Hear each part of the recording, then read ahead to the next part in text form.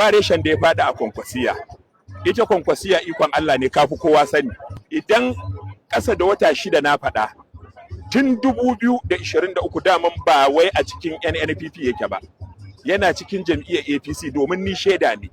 Maganganun da muke yi da ni da shi suna da yawa, irin kalaman da yake nunawa suna da yawa, domin mun zarge shi kotu ta ɗaya kotu ta biyu, dukkaninsu ya yi wasu gawuna murna. Har yana cewa already dama su abokansa ne, ko da injiniya Abba Kabir Yusuf bai samu ba, wa'ancan mukiyan suka samu, to shi fa ruwa ta sha. Sai na ce ya kamata idan kai ka samu nasara, an kafa tsarin nan, an tsinto ka, wanda aka so ya takarar bai yi ba kai aka baka, me isa wa'annan 'yan baya ba za ka yi mana fatan alheri don mu shiga ni'ima mu shiga nasara inda kake jin daɗi kake farin ciki mu ma mu.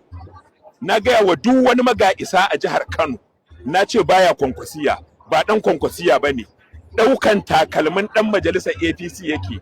Bilhassali ma saboda raini da wulaƙanci ko mutuwa ko ɗaurin aure sai ɗau takalmin ɗan majalisa ya sa a ajihunsa. Maimakon ka haifi ɗan majalisar nan, kuma ɗan majalisar nan da kake takama da shi na bici yaro na ne. Wallahi tallahi yaro na ne, ni na sa shi a siyasa, ni na tsayi da shi takara a 2019, na rantse da Alkur'ani, ba da wasa nake yi ba. Akwai magana siyasa, akwai wadda ba ta siyasa ba. Ni ne na tilasta min, na ce wajibi sai yayi aure, bayan yayi aure ya takara, saboda kar a rinka mana zambo a 2017 zuwa 2019. To duk da aka yi wannan abin aka gama, sai muka zo muke maganganu, Sagirin nan muka yi maganganu iri-iri da shi. To sai na fito na ce gara in gaya wa al'umma, in gaya duniya, mikiyin kwankwasa ne, mikiyin kwankwasiya ne. Allah ya saka Nuhu Dambazau da alheri, domin lokacin da na fito na faɗi gaskiya, sai Nuhu Dambazau ya hango wa'annan damman nerorin, sai yake ganin wannan maganar da na faɗa fa ba gaskiya ba ce. To ni ga Nuhu Dambazau, shin ni nake da nasara ko Nuhu ne?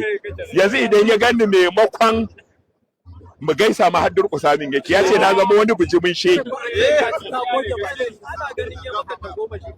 Tsaya ka ji, ba ta goma shi ba ne.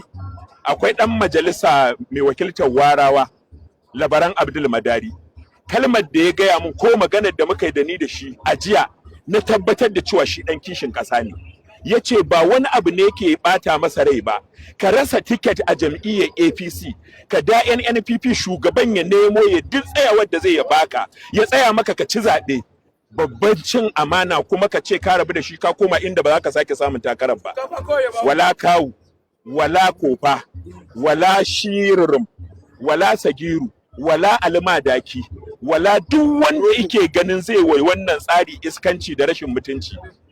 Mai girma sanata Rabi Musa Kwankwaso ya tanadi matasa, shi yasa ma yanzu ya gaya kokas ɗin manin sufal zai sani a kokas, saboda duk wani wanda ya munafunci ta hoton harba ma. Shi ne maganar gaskiya. Saƙona na ƙarshe, ko kuma ai saƙon kace na ƙarshe, na daina magana da kai yau kenan ko?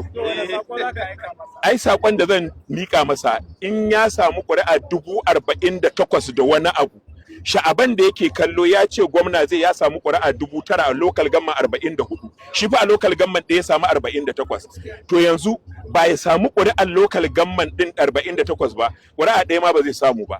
Idan za a yi takarar ba za su tsaye da shi ba. Mutarin Shak yana nan, Dan Buran yana nan, Faiz yana nan, Sha'aban yana nan, dukkanin ga Muhammad Garba, ga Baffa, ga kuma wani mai idan Feralut ma.